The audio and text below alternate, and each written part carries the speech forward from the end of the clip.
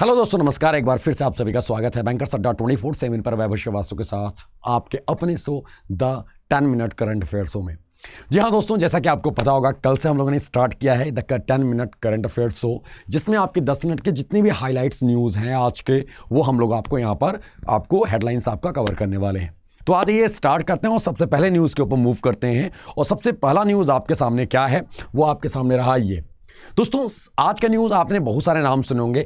AFSPA का नाम सुना होगा, यानी armed force special powers act, इसके बारे में आपने नाम सुना होगा।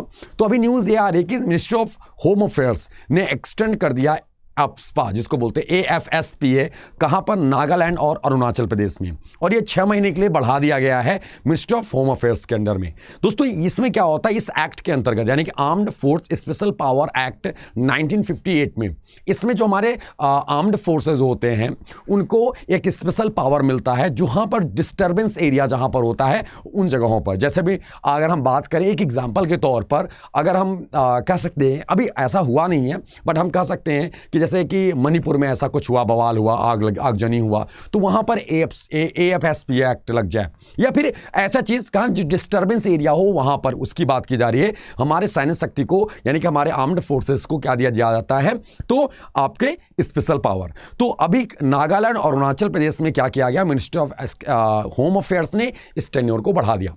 दोस्तों, आपको बता दें एक चीज और, क्वेश्चन यहां पे पूछा जा सकता है कि कितने टेन्योर के लिए, क्या टाइम पीरियड के लिए बढ़ाया है, पहला चीज। दूसरा क्वेश्चन ये पूछा जाता है किन 2 राज्यों में, 2 राज्य आपके नागालैंड और अरुणाचल प्रदेश है, किस मिनिस्ट्री के अंतर्गत आता है, मिनिस्ट्री ऑफ होम अफेयर्स के अंतर्गत आता है। तीसरा चौथा क्वेश्चन ये बनता है कि अमित शाह के पास मिनिस्ट्री ऑफ होम अफेयर्स के अलावा कौन सा मंत्रालय है, तो मिनिस्ट्री ऑफ कोऑपरेटिव। ठीक है, फिर आता है क्वेश्चन दोस्तों आपसे यहां पर, अरुणाचल प्रदेश में अभी रिसेंटली में कौन सा फेस्टिवल ऑब्जर्व करवाया गया, ठीक है, जिसको हम बोलते हैं ग्रेजिंग, यानी चाचिन ग्रेजिंग फेस्टिवल, चाचिन ग्रेजिंग फेस्टिवल, ऐसे भी है। टोरगया फेस्टिवल अरुणाचल प्रदेश का है। नागालैंड की बात करते हैं दोस्तों, नागा कुकुम्बर को GI टैग मिला है, नागा चिली को GI टैग मिला है। तो ऐसे न्यूज़ आपको यहां पर याद रखने हैं। अगला पॉइंट, अगला न्यूज़ आपकी स्क्रीन पर आइए दोस्तों। पीएम मोदी ने, यानी PM addresses G20 university connect finale, प्रधानमंत्री ने G20 यूनिवर्सिटी कनेक्ट फिनाले को संबोधित किया। दोस्तों, G20 का नाम लग गया तो समझ लो 19+1+1, यानी कि अफ्रीकन यूनियन और यूरोपियन यूनियन और 19 देश। इसमें कह सकते हो आपकी उन सभी कंट्रियों के जो यूनिवर्सिटी हैं वहाँ के लोग आएंगे, वहाँ के कैंडिडेट होंगे। और ये इवेंट कहाँ पर है इसका, इंडिया, G20 की प्रेसिडेंसी इंडिया के पास थी 2023 का। ये 18वां G20 का समिट था, जिसका थीम था वसुधा कुटुंबकम। ठीक है, और दोस्तों इसका वेन्यू कहां पर है, तो IECC, यानी कि भारत मंडपम, यानी कि international exhibition and convention centre, Bharat Mandapam में इसका वेन्यू था G20 का इस बार। और इस बार G20 यूनिवर्सिटी कनेक्ट फिनाले का भी वेन्यू कहां पर है, तो भारत मंडपम ही है, यानी कि नई दिल्ली।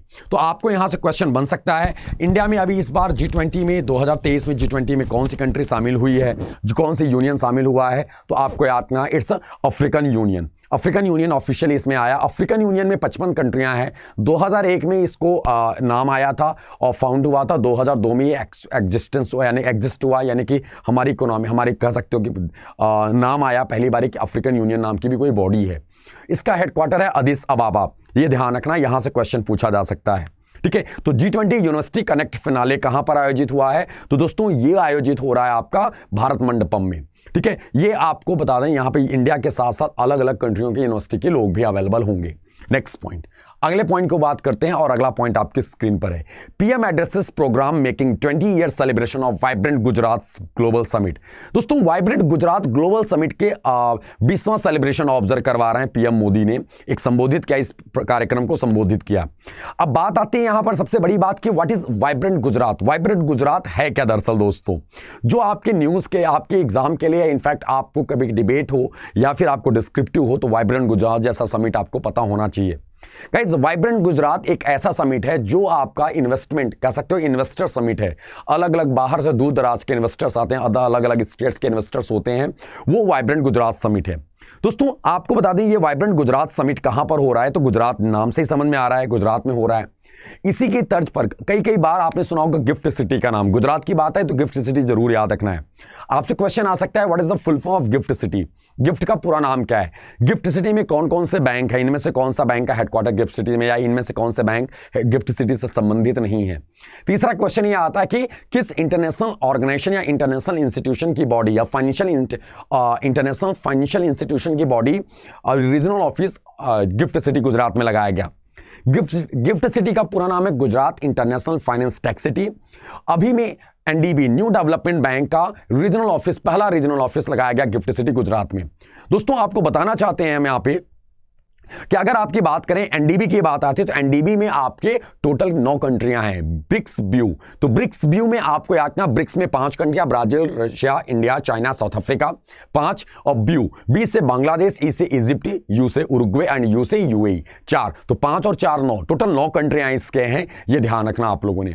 गुजरात G20 माफ कीजिएगा वाइब्रेंट गुजरात ग्लोबल समिट कहां पर है, 20वां संस्करण, अभी कह सकते हो 20 साल पूरे होने के उपलक्ष्य में पीएम मोदी ने इस कार्यक्रम को संबोधित किया है। ठीक है, अगला न्यूज आपकी स्क्रीन पर रहा है ये। दोस्तों एक्सिस बैंक ने लॉन्च किया है द नियो, यानी कि नियो फॉर बिजनेस प्लेटफॉर्म। दोस्तों बिजनेस प्लेटफॉर्म लॉन्च किया है एक्सिस बैंक ने जिसका नाम है नियो। एक ऐसा बिजनेस प्लेटफॉर्म है गाइस नियो, आपको याद रखना है जहां पर आपके डिजिटल ट्रांजैक्शंस, आपके और सारी चीजें ऑनलाइन और डिजिटली फॉर्म में आप सारे ट्रांजैक्शंस कर सकते हो, फंड ट्रांसफर कर सकते हो, एक्सेप्ट कर सकते हो। ठीक है, कोई भी फैसिलिटी लेना चाहो तो इस नियो बिजनेस प्लेटफॉर्म के थ्रू ले सकते हो। एक्सिस बैंक ने लॉन्च किया। दोस्तों एक्सिस बैंक से क्वेश्चन आ सकता है कि एक्सिस बैंक 1993 से पहले इसे किस नाम से जाना जाता था। एक्सिस बैंक को जाना जाता था यूटीआई के नाम से, यानी यूनिट ट्रस्ट ऑफ इंडिया के नाम से जाना जाता था। एक्सिस बैंक, अमिताभ चौधरी अभी हेड है। ठीक है, आपसे क्वेश्चन पूछा जाता है what is the tagline of axis bank. दोस्तों दूसरा क्वेश्चन ये पूछा जा सकता है एक्सिस बैंक के एप्लीकेशन का नाम क्या है।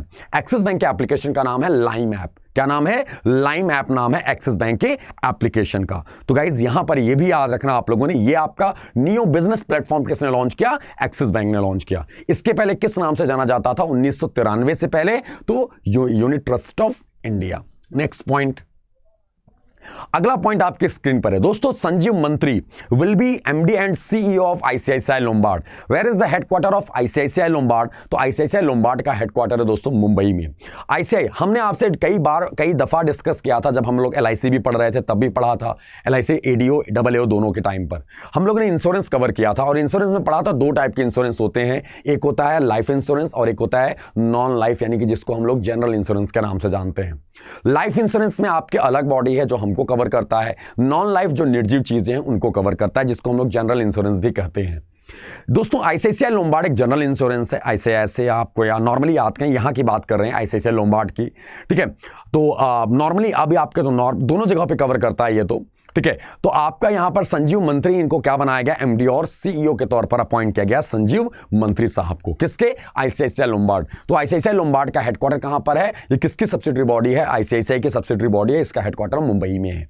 ठीक है, नेक्स्ट पॉइंट, और इसके सीईओ हैं वो आपको जवाब देना है आईसीआईसीआई लोम्बार्ड के। अगला point, RBI approved Poonawalla Fincorp. दोस्तों पूनावाला फिनकॉर्प यानी कि एक एनबीएफसी है to issue credit card with IndusInd bank. दोस्तों आपको पता होगा कि एनबीएफसी कभी भी क्रेडिट कार्ड इशू नहीं कर सकती। एनबीएफसी कभी कासा में वर्क नहीं करती है, एनबीएफसी केवल राफा में वर्क करती है, बट उसका भी गिवन टाइम है, minimum is 12 month and maximum is 60 month, ये ध्यान रखना है।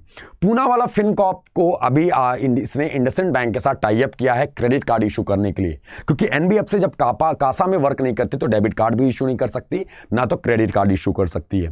बट आरबीआई के अप्रूवल के बाद ये इंडसइंड बैंक के साथ मिलकर क्रेडिट कार्ड इशू कर सकती है। जैसे आपके लिए एग्जांपल है आरबीएल रत्नाकर बैंक लिमिटेड किसके साथ? बजाज फाइनेंस के साथ मिलकर क्रेडिट कार्ड इशू करती है, ये ध्यान रखिएगा।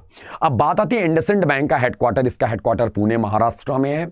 और दोस्तों इसके हैं सुमंत कठपालिया, इसके हेड हैं। पूनावाला फिनकॉम, दोस्तों पूनावाला आप सभी को पता होगा सीरम इंस्टीट्यूट ऑफ इंडिया, आप सभी लोग जानते होंगे, आधार पूनावाला एंड साइरस पूनावाला। तो आपको ऐसे याद रखना है इनका नाम। ठीक है, तो एनबीएफसी क्या होता है? एनबीएफसी का पूरा नाम होता है नॉन बैंकिंग फाइनेंशियल कंपनीज। ठीक है, एनबीएफसी किस एक्ट के अंदर में आता है? तो कंपनीज एक्ट 1956, जो अभी अमेंड करके 2013 कर दिया गया। आरबीआई ने अप्रूवल दिया। दोस्तों अब आपसे पूछा जाए कि आरबीआई और एनबीएफसी में क्या संबंध है, किसी भी एनबीएफसी को सर्टिफिकेट ऑफ रजिस्ट्रेशन कौन देता है? वो आरबीआई देती है। किस एक्ट के अंतर्गत? तो वो भी याद रखना आपको, वो एक्ट है आरबीआई एक्ट 1934 सेक्शन 45 आईए के अंतर्गत। ये ध्यान रखिएगा आप लोगों ने। तो गाइस, कैसा लगा आपको ये क्लास? और आप जरूर बताना मेरे को, और कमेंट सेक्शन में जरूर मेंशन करना। कोई डाउट, कोई क्वेरी, कोई क्वेश्चन हो तो आप जरूर बताना। आपको बता दें कि आपकी जो मॉर्निंग 6 AM की क्लास, इसका डिटेल आर्टिकल हम आपको मॉर्निंग 6 AM पर डिस्कस कराएंगे। आप डेली मॉर्निंग 6 AM पर जुड़ो। इसके साथ साथ हमारे अप्रॉक्स 18 to 20 हमारे MCQs भी होते हैं, जो हम आपको रिवीजन कराते हैं सुबह 6 बजे। तो गाइज डेली जुड़िए, रात 10 बजे 10 मिनट 10 PM ऐसे याद रखना है, और morning 6 AM daily current affairs के साथ। Thank you guys, have a great day. Har Har Mahadev, Radhe Radhe साथियों, बाय बाय, टेक केयर। और वीडियो को लाइक और शेयर करना ना भूलना।